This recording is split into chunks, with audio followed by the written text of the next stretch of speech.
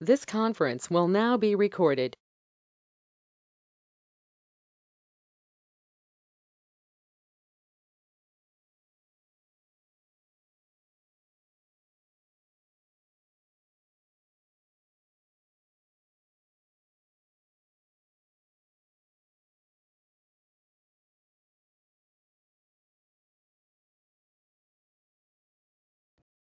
Okay, now ఏంటది చేశాను. Now we are starting our class hepatic abscess. Okay, so we'll talk about the brief anatomy of liver. Grossly liver is divided into left lobe and right lobe, but this is not the anatomical classification. It is just a simple classification. The ligaments attaching, the importance of the inferior vena cava, gallbladder, and everything. So in the lower border, the porta hepatis enters just behind the ligamentum teres. Okay, so we'll talk about hepatic abscess only. So the segmental anatomy of liver is Coinard classification. Actually, the classification of this thing itself will take one day. It is so vast, so I'll not go into deeply into it. So the division of liver Coinard basis is Coinard segments is based on 3 Cantley lines. The name itself is Cantley. Okay, so I'll show you the lines. So 1 line, 2 line, 3 lines. So 3 Cantley lines. Okay, so these 3 Cantley lines divided into 8 parts. Total 8. Segment 9 is one segment 1 is separate. Okay, other 3 parts have directly drain into the hepatic veins, directly drain into IVC, but this only segment 1 will not join the right or left. It will directly drain into the IVC through hepatic veins. So the segmental anatomy of the liver is divided basing upon 1 portal vein, 2 hepatic vein. So this is how it is divided. So this is segmental anatomy. 1, 2, 3, 4, 5, 6, 7, 8. Total of 8 lobes. And they are named in clockwise direction. 1, see, you can see this here. So this is 1, this becomes 2, 3, 4, 5, 6, 7, 8. Okay. So the left lateral is 2 and 3. Left medial is 4. Right medial is 5 and 8. Right lateral is 5. Right medial is 5 and 8. Right lateral is 5 and 7.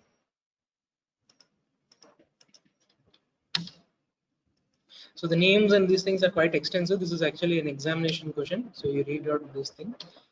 So liver abscess, it is a very relatively rare manifestation, but high mortality. So this is in context with the developed nations, not at all with us, which is even hepatic abscess, though it is even reducing in intensity and incidence day by day, it is still even a major common, very surgical common problem in India even today. So despite advancements in medicine, incidence is relatively same for long time. It is almost 8 to 16 per 1 lakh. So the reasons we will see about later. Okay, previously used to be prevalent in younger age groups. Now it is disease of old age population. The reason being, previously it used to be more because of amoebiasis. That is why it is in the more of the young age group.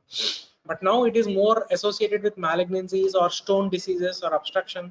So this is seen more in the older age group population. So briefly we will talk about this amoebic liver abscess, pyogenic liver abscess, and fungal abscess. For exam point of view, amoebic and pyogenic are very important, or even in clinical point of view. Fungal is extremely rare. I have never seen one. So amoebic liver abscess, the Entamoeba histolytica, most common extra-intestinal manifestation of invasive amoebiasis. Most common is colitis. Second is amoebic liver abscess. So etiology is Entamoeba histolytica, invasive form is there. Life cycle, first you ingest the trophozoite which attaches to the intestinal wall. From there it will enter the portal vein, there hepatic parenchyma, there it divides and forms the hepatic abscess. So incidence is more common in the underdeveloped areas only. Most common in the developing and underdeveloped world. High risk groups including which is like say high homosexual men, immigrants, tourists to the endemic areas. This is very important. Tourists to endemic areas, immunocompromised, low sanitary conditions, low socio-economic status. So these are very important. Okay, so these are the important things. So it is bimodal age distribution. It's really not important. Most common in males. Reasons are unknown, but it is said that menstruating women are at protection. So any menstruating woman itself is a protective factor for amoebic liver abscess, but the reason is unknown. Okay. So pathology is fecal-oral transmission. 90% infected with Entamoeba histolytica are asymptomatic colonized. So how does it present? Means like the person could have had amoebic colitis long time back, but after few weeks or few months, few weeks, not months, they may present with amoebic liver abscess. So even though you do endoscopy or something, you might not find any ulcers or anything. Okay.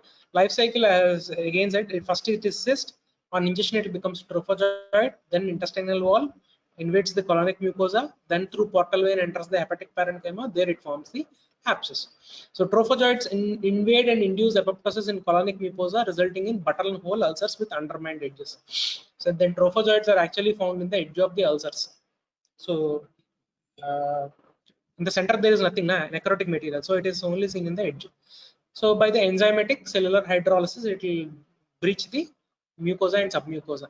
Most common extraintestinal manifestation is in the liver abscess, occurring in up to 50% of adults. Majority are the males. Okay, here see.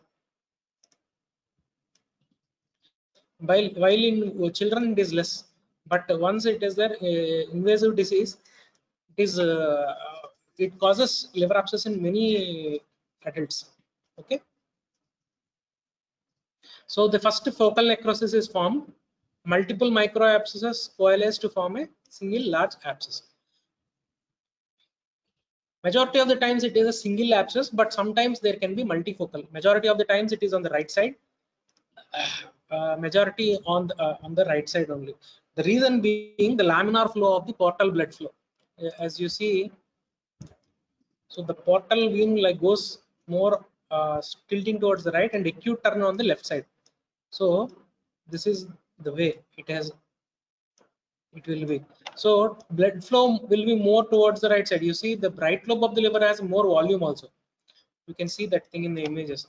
So it is more common in right side of the liver rather than on the left side of the liver.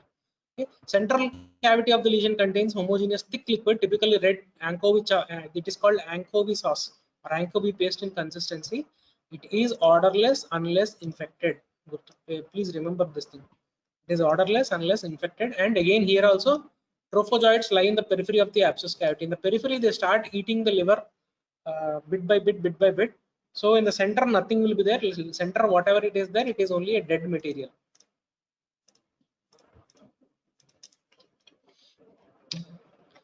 So 75 to 80% single abscess located in the right lobe due to laminar flow, 6% in the caudate lobe, 10% in the left lobe, and rest are multiple. Only 40% have typical features of amoebic liver abscess. Serial scanning show no change in ultrasonic feature despite adequate treatment. Okay, you remember this. So sometimes if it is a 65-year-old, 70-year-old male, it is a very difficult thing to diagnose. You are doubtful whether it is especially when they are small. You don't know whether it is an amoebic liver abscess or a HCC. It is a differential diagnosis for HCC also. So the mean time for resolution is up to 7 months. It can take 7 months, and 70% it persists more than 7 months. Okay, eventually result up to 9 months you have to wait to find any resolution. Up to 9 months. So even after resolution, it resembles a simple cyst of liver. So clinical presentation, majority of the patient presents with pain, fever, weight loss, nausea, vomiting. Diarrhea is less, cough, pleurisy, weight loss. Okay. So usual case of amoebic liver abscess doesn't present with concurrent colitis, as I said before. Patient have had dysentery within the last year. Some time back, they might have some dysentery. So now after a few weeks to few months, they'll present with the episode. Or if there is any colonization of the amoeba, it will be even for a few months also. At some point of time, they will develop amoebic liver abscess. So synchronous hepatic abscess is found in 1/3 of patients with active amoebic colitis. So this is again important point. Alcohol abuse is very common in these people. Remember, alcohol. See, the main function of the liver is detoxification. Okay, and it is also a filter. bacteria. See, your portal vein circulation has lot of bacterial load and other things. So it is a filter for bacteria, and it is a filter for toxins like ammonia, etc., etc., along with nutrients. But it is, of course, liver is not developed to eradicate trophozoites or parasites. So they get lodged in that part and they develop abscess. So right upper quadrant tenderness, hepatomegaly, pain, pleural effusion, ascites, jaundice, etc. Jaundice is seen only in one condition, when there is obstruction of biliary tract. It can happen, but it is very rare. So patients presenting with acute and with chronic presentation differ clinically. Acute presentation is simply pain, fever, hepatomegaly, etc. But chronically, majority of the time they will have only dull aching pain. Other than that, nothing will be there. Fever, chills, tenderness, these are in acute. So more complicated course tends to ensure the in acute presentation, but response is seen similar in both groups. So symptoms, most common symptom is pain only. Pain 92%. Next is fever, pain and fever. Then come tenderness. So in that order, pain, fever, tenderness. So other things are there which are really not that important. So majority of them, prothrombin time is raised. That is the most important thing of prothrombin time. Here it is not there. So okay, it is not given. So okay. Prothrombin time is elevated in a case of amoebic liver abscess. That is the most characteristic feature of amoebic liver abscess, not alkaline phosphatase. Alkaline phosphatase is raised in uh, bacterial pathology, pyogenic liver abscess. But in amoebic liver abscess, it is prothrombin time. It is an exam question for you people. I mean, so these are the symptomatology and everything. So lab evaluation, mild to moderate elevation of counts. Sometimes even if it is a superadded infection, then counts are significantly raised. Alkaline phosphatase is increased. Jaundice is rare, but this is not the characteristic feature. Alkaline phosphatase raised is not the characteristic feature. Elevated prothrombin time is very characteristic of amoebic liver abscess.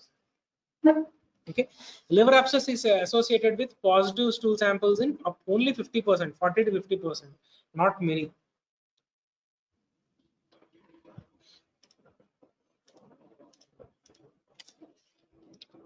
So radiology, the best investigation is CT, most commonly done, but the most commonly done is ultrasound of abdomen. Chest X-rays is also taken to see any pleural effusion, elevation of hemidiaphragm, etc., etc., or any subdiaphragmatic collection, etc., etc. MRI, everything is done, but they are non-specific. Ultrasound is the most commonly used for two reasons: one, diagnosis; two, therapeutic. You can even do an ultrasound guided pigtail, ultrasound guided fine needle aspiration, anything you can do. So diagnosis is definitely by detection of trophozoites, but majority of the times you won't get any trophozoites. But the other way of diagnosing is, see, either you will have an amoebic liver abscess or pyogenic liver abscess. This is the most common things, right? So amoebic liver abscess is, as I said, anchovy pus, red color it will be there. But pyogenic liver abscess, it is frank pus. So that is how you differentiate, just by aspiration, whether it is amoebic or pyogenic. So diagnosis, na, ELISA. ELISA is one of the most important diagnostic mechanism. Serologies, amoebic serologies. Amoebic serologies. This is also done. ELISA is the most sensitive test for that. So biopsies of an ulcer in the colon, if it is there, is also important. But usually we don't do any of these things. We just treat considering it amoebic liver abscess, because whether it is diagnosed as an amoebic liver abscess or not, the treatment will be the same: metronidazole and other anti-luminal anti-amoebicides. So we really don't diagnose all these things. If we see anchovy sauce color, it is treated as amoebic liver abscess. That's it. So serology, one indirect hemogglutinating test has sensitivity of 90%, but this is replaced. Enzyme linked immunoassays, ELISA. Now this is the most commonly done one, high sensitivity and high specificity. So this is the diagnostic imaging, sorry, diagnostic test. So this is again an exam question. They'll definitely ask you. So treatment, two things to be treated. One, active abscess. Two, the colonization of colon with amoeba. So to treat them both, first you need to treat the infection in the liver and then luminal clearance of amoeba. So metronidazole double dose 800 mg TID for 14 days is given for liver abscess, and luminal amoebicides are there. I have written, I think. So the diloxanide, paramomycin. Diloxanide is not used.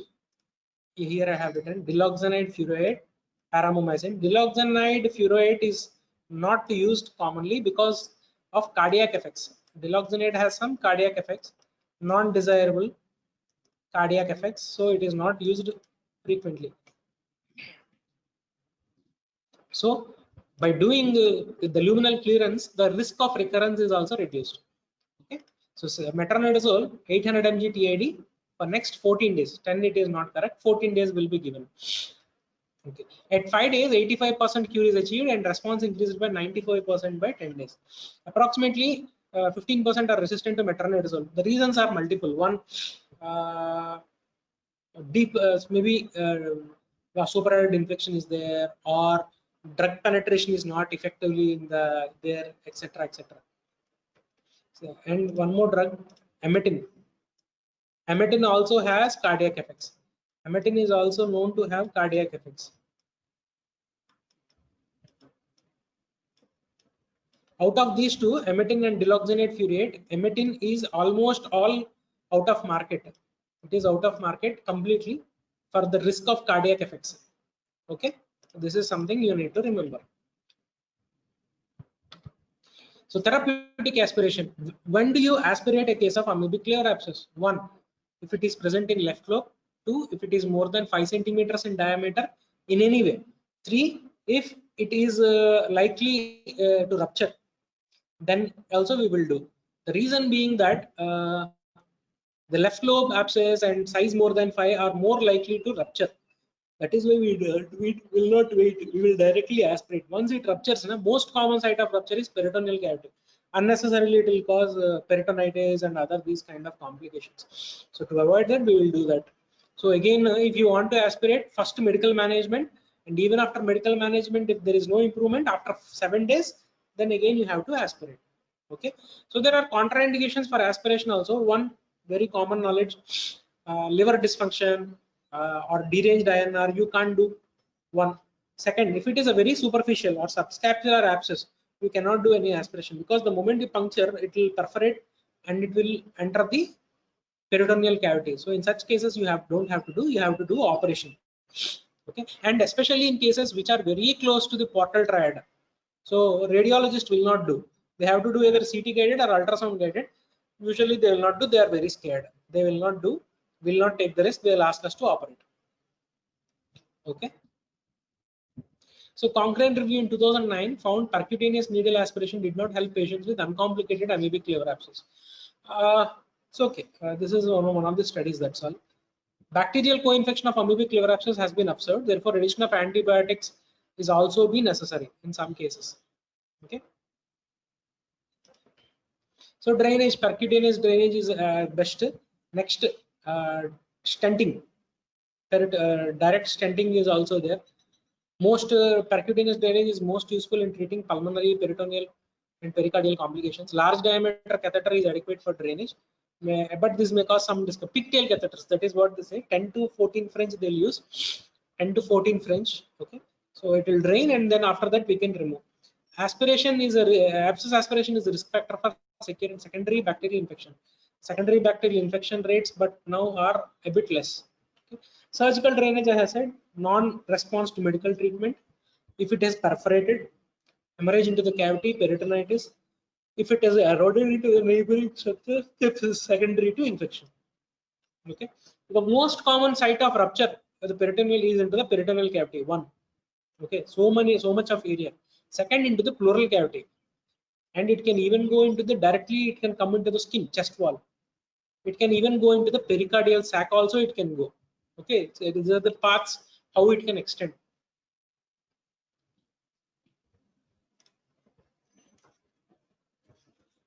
A rupture into adjacent organs has very high mortality because it causes peritonitis. That is the reason. Less commonly secondary to necrotizing or perforated amoebic colitis. The liver abscess usually attaches to the diaphragm and the anterior abdominal wall, or the omentum and bowel tend to wall it off. That is the nature of the omentum. That is the function of the omentum. It is called the abdominal policeman of the abdomen. Okay. Usually, free rupture into the peritoneal cavity is uncommon. Occurs in moribund patients. I have only seen till now one case. It is very much morbid. Once it is ruptured, it is very much dramatic. It has dramatic effect on the patient general condition. They will deteriorate very fast. So again, thoracic perforation, thoracic has also happened. So once thoracic happens, if it is in the restricted only into the pleural cavity, na, easiest treatment is ICD, because once you place an ICD, all the pus will come out. Or if it opens into a bronchus, there is nothing you need to do. You need to just use dilators, bronchodilators. The bronchodilators themselves will dilate the tree, and the pus will come out of by coughing. And postural drainage, here I have written. Just by postural drainage, bronchodilators and anti-amoebic drugs. That's all. Okay. Left lobe abscess more common in pericardium. Pericardium tamponade also requires aspiration. It is called pericardiocentesis. And if it is in the pleural cavity, thoracocentesis. Okay. Cerebral amoebiasis is seen in very less form, but it is very seen in severely ill and may experience seizures also because of the edema. There will be a lot of cerebral edema because of the infection. It is very seen in very much immunocompromised patients. Very rare. I've never seen one. So outcome, usually the person, if it comes early treatment, this is very good, but there are few risk factors are there. Hypoalbuminemia, serum bilirubin more than 3.5, encephalopathy, abscess volume more than 500, presence of multiple cavities, etc. These are actually risk factors. They predict the morbidity. Okay, mortality and morbidity, both. These things keeps on increasing. Okay. So again, coming next to the pyogenic liver abscess. Nowadays, amoebic liver abscess is coming down and pyogenic liver abscess is going up very fast. Okay, the reasons are multiple. One, you have good access to anti-amoebicidal, metronidazole. Till now, metronidazole, as far as I know, there is no resistance in anaerobic organisms for metronidazole. Okay, and parasites like amoebiasis and everything. It is very rare, very less common also. But biliary tree diseases are increasing, like CBD stones, etc., etc. Now this is one of, and malignancies, periampullary malignancies. Now this is one of the most common reasons for any person to develop pyogenic liver abscess: immunocompromised state, ductal stones, or obstruction. Okay. The first description is in the year 4000 BC. They don't know what the disease is, but they have described the features. Okay. Again, this is also laminar flow up to 75% in right lobe. This is also same. Here the male and female ratio is a bit same, almost same, 1.5:1. About 50% are solitary. Okay, same. It is almost parallels with the amoebic liver abscess. Only the causative organisms are different. Okay, so the biliary tree organisms are the ones which causes this disease. They are Enterobacteriaceae family. Majority are from the ascending suppurative cholangitis. Biliary enteric anastomosis malignancy. Okay, previously appendicitis used to be the most common reason, or diverticulitis. Now both are gone because of early diagnosis, antibiotics. Completely portal pilophlebitis is completely gone. Now these are remote causes for amoebic liver abscess, sorry, pyogenic liver abscess. Okay, some septicemia patients can develop due to direct extension from artery, gangrenous cholecystitis, subphrenic abscess, perforated ulcers, penetrating trauma, etc. These are all very rare. The Kupffer cells acts as a filter. Liver has function of both clearing the pathogens, clearing the toxic materials. Okay, when normal hepatic mechanism, clearing mechanism is failed or overwhelmed, then abscess develops. So biliary is the most common, up to 40% of the liver abscesses, then malignancy, etc. Obstruction of the biliary tree is the norm, and then cholangitis is seen, also seen. Intrahepatic stones are predominant in the eastern cities. Eastern in the sense like Malaysia, Singapore, Thailand, these countries. We don't come into that place. Okay, but compared to the West, this picture is very common for us. CBD stones are the most common cause for cholangitis in India also. Any therapeutic or endoscopic procedures done, okay, stenting, drainage, etc., enteric anastomosis, malignancies. See, this is the most common reason nowadays, increasing nowadays, not most common, because malignancy, poor nutrition, immunosuppression, and so everything is exaggerated now. Okay, so appendicitis now, as I said before, only 2% nowadays. That too also neglected long term. That is how it happens. Then diverticulitis, perforated colonic cancers, etc., can also cause trauma. Radio frequency ablative procedures. Remember this thing. Okay, radio frequency ablation is done for hepatocellular carcinoma. These cancers, no? Necrosis happens, and then they can suppress and they can form pyogenic liver abscess. Trauma. Which kind of trauma? It is only penetrating liver injury, which is very uncommon, which is also not known, not seen at all commonly. So cryptogenic, the name itself is suggesting cryptogenic, unknown causes. We cannot identify definitely to one source. Okay. Usually they have comorbidities. Diabetes is the most common culprit. Diabetes itself will cause immunosuppression. Okay. Abscess tend to be solitary and usually contain a single anaerobe if it is a cryptogenic abscess. Okay. So if it is a biliary one, usually that is also anaerobic one, enteric bacteria will be there. But if it is a septicemia induced liver abscess, usually there will be multiple, because hepatic artery is supplying, multiple lobes are involved. Okay. So this is the incidence, approximately 15 per 1 lakh admissions today. Rising incidence is more aggressive management with hepatobiliary pancreas and advancements in diagnostic imaging. Okay, so this is something. So predisposing factors, again, nothing much. Again, I have also told them. Older patients are likely to have here. Older patients are more likely to have a biliary etiology or underlying malignancy. Younger patients are alcoholic males and cryptogenic origin.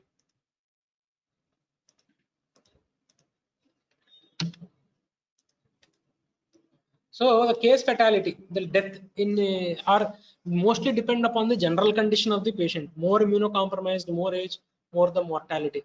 Okay, here age and Apache are given. Apache score, high Apache score is again a risk factor. So underlying malignancy is a risk factor. Young, very young or very old. Very young it doesn't occur usually. If it is happening in young, you have to look for these things: immune disorders or chronic granulomatous disorders, or complement deficiencies, leukemias, malignancies. You have to get that thing. If a child is frequently getting affected by any viral fever or bacterial fever, mainly bacterial rather than viral, chronic granulomatous diseases, immune disorders, nutritional disorders, malignancies, complement deficiencies, it is the most common reason. Okay. Hepatic abscess are also seen in sickle cell anemia, congenital hepatic fibrosis, polycystic liver disease, and liver transplant. Liver transplant patients, thing with these liver transplant patients, they already are immunosuppression. That is the reason why they develop it. And number here, sickle cell disease I have written. Any sickle cell, any hemoglobinopathy, they are more prone for liver abscess and spleen abscess. That is the rule.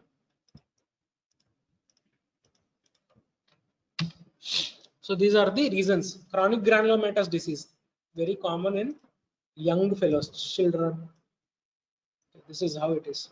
And if it is an adult, it is diabetes. Okay. So majority right, source can be predicted by, as I said, source can be predicted by number, size, and location. If it is a biliary pathology, usually it is a single large one. If it is a portal, a traumatic, cryptogenic, usually solitary, large, while biliary and arterial abscess are multiple and small. Sorry, biliary is multiple. Okay, biliary and arterial are multiple and large. Fungal is also usually multiple, bilateral, and miliary. Miliary, and I think you people know what miliary means. Miliary means multiple dot like. Okay. So solitary abscesses are usually polymicrobial, anaerobes majority of the time. Diagnosis is confirmed by culture. That's it. It has to be cultured. It has to be sent. Most commonly Klebsiella in India, E. coli worldwide. E. coli more in the Eastern world. Klebsiella in India. Klebsiella in India and diabetics. It is frequently associated with gas-forming abscess. Klebsiella. Other things are also there. Bacteroids, Fusobacterium, etc., etc. Okay. See, most common is E. coli.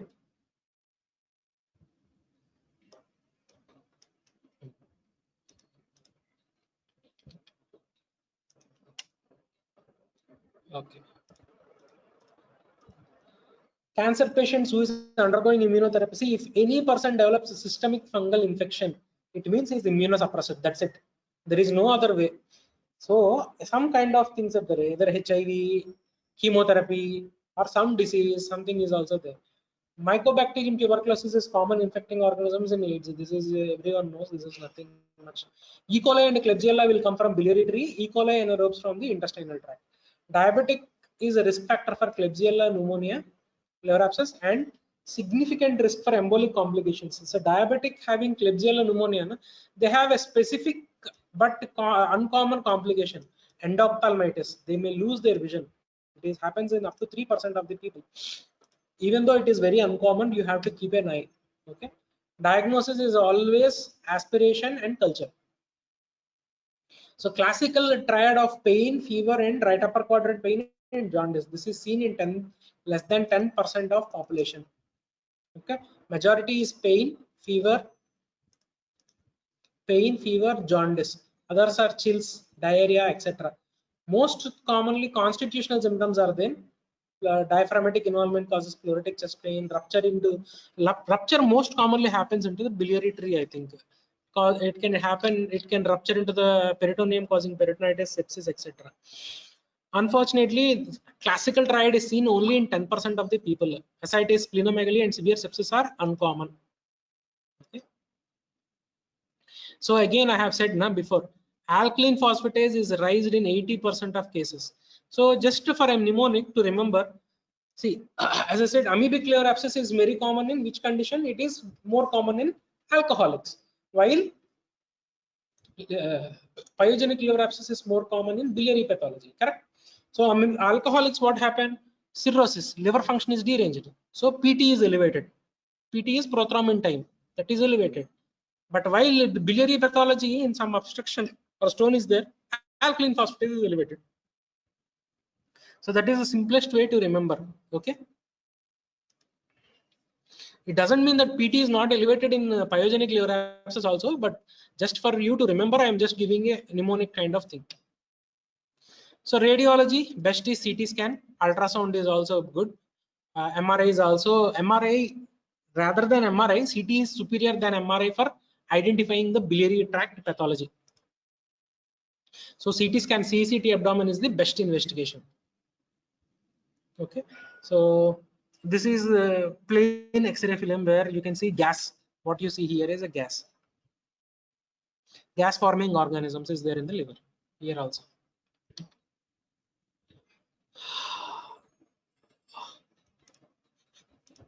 So here you can see, you are really doubtful what this one is. We don't know. Okay. Usually pyogenic liver abscess have peripheral enlargement, which is not seen typically in this image, and it looks like a malignancy. If you see, someone cleanly observes, these are differential diagnosis for liver malignancies also. And what you see here is a PEG tube. Ultrasound guided PEG tube was placed, and that this is how exactly it looks like. Okay, this is how exactly it looks like on CT. So differential diagnosis is echinococcal cyst and amoebic liver abscess. Treatment is appropriate antibiotic drainage. Same, the indications and contraindications of amoebic liver abscess and pyogenic liver abscess are the same. Okay. So broad spectrum antibiotics are started, or if you suspect biliary pathology, you cover the E. coli or Klebsiella, this anaerobes, E. coli, the suspected thing you should start. Cultures were done. Blood culture should also be taken here. Okay. So blood culture are also always taken. Uh,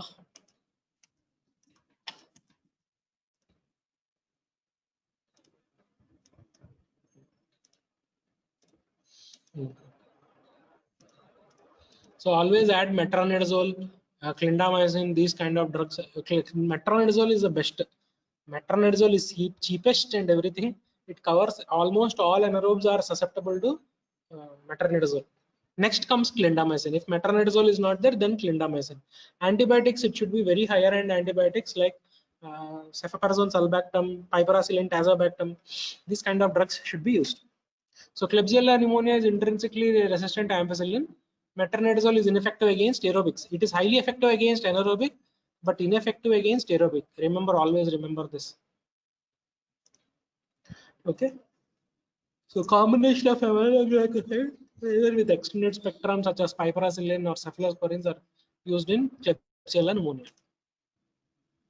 If multiple liver abscesses are there, very small, less than 1.5, nothing can be done. Non-surgical drainage, you can drain using ultrasound guided drainage can be done. Fungal miliary, it is very small. They are not amenable for surgical drainage. What you have to do is only medical management.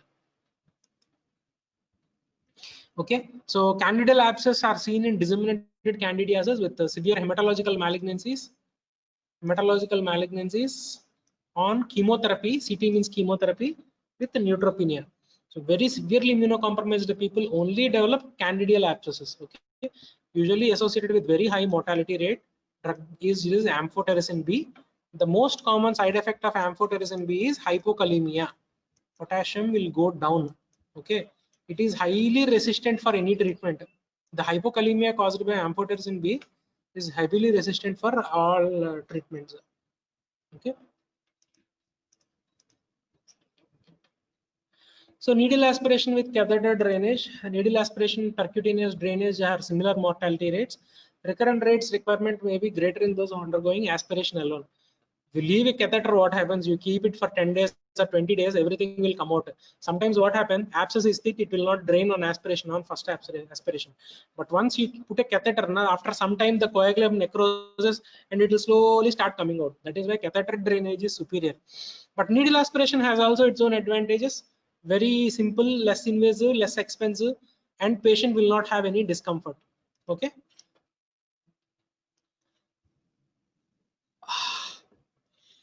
So if you only do aspiration, you have to do many times, not one, multiple times are needed to get effective success. So that is why in our places, majority of the times catheter drainage is preferred. So highest recurrence rate is seen in patients with biliary tree disease or obstructive lesions, whereas recurrence rate with cryptogenic abscess was less than 2%. Okay. So percutaneous drainage is not useful if pyogenic liver abscesses are multiple. If it is a cavity, it is divided in multiple, multiloculated. That is exact word. Multiloculated, they don't usually drain good with catheter drainage. You have to do a surgical drainage, no other option. Okay. Any abscess that require transpleural drainage or ascites, abscess of unknown etiology, these are not actually advised. Any other intra-abdominal source require surgery, these are not advised. Surgical drainage less than 15%. Majority of the times, it has perforated or not amenable for medical management. Thus kind of things you have to do surgical drainage. Transperitoneal is the laparoscopic transperitoneal is the method of choice. Any abscess greater than 10 centimeters should be initially treated surgically. Okay. So here it is, the algorithm is given. If it is less than 3 centimeters, single antibiotic therapy, percutaneous drainage. If not drainage, if not responding for antibiotic treatment. But if it is more than 3, unilocular percutaneous drainage. Then if it is not working, then surgical. Multilocular, direct, nothing. Percutaneous drainage plus or minus it is here. Even though it is mentioned percutaneous drainage is tried, usually it doesn't work really good. Surgical drainage, then percutaneous drainage is not responsive. Okay. So complications are seen in 40%. Sepsis is the most common complication. The general condition of the patients who is having pyogenic liver abscess is very bad usually. That is probably the reason why they end up in having sepsis very common. So Klebsiella pneumonia, bacteremia is 95%, so more prone for distant seeding, endophthalmitis, extrahepatic abscess, etc. So this is the thing. So factors predicting poor outcome like diabetes, malignancy, age, higher age, biliary pathology, multiple abscess, septicemia, polymicrobial, total count raised, albumin less, very less than 2, anaerobic abscess, significant complications, etc. So outcome, mortality even today, this is very high. Previously it used to be 70, very high. Now it is under 10%. Okay. So this is an exam question for you. What are the differences between amoebic liver abscess and pyogenic liver abscess? Age presentation is different. Amoebic liver abscess occurs young. Pyogenic abscess in more than 50. Male-female ratio is different. Both are solitary. Remember, amoebic and pyogenic, but amoebic is more commonly solitary. Pyogenic is slightly more commonly solitary. Location both in right liver. History of travel is seen in amoebic liver abscess. Diabetics is more common in pyogenic. Alcohol is more common in amoebic. Jaundice is more common in pyogenic. Okay. Elevated alkaline phosphatase is seen in both. Elevated alkaline phosphatase is seen in both, but elevated bilirubin is seen only in this pyogenic liver abscess. Positive serology in amoebic abscess, while positive blood culture is seen in pyogenic liver abscess. Okay, so these are the differences. So this is again an exam question for you. Again, in amoebic liver abscess, PT is characteristically increased. Pyogenic liver abscess, alkaline phosphatase is characteristically increased. Okay, so this is the class on today, pyogenic liver abscesses. So any doubts you can ask. If you want, I can clarify you.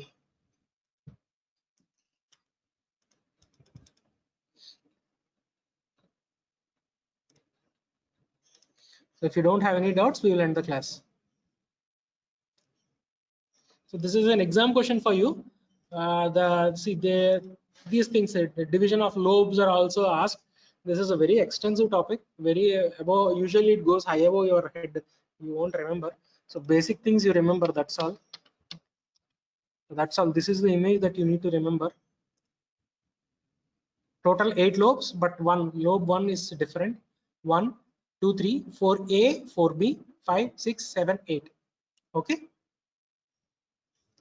So Cantley lines division is based on portal vein and hepatic vein.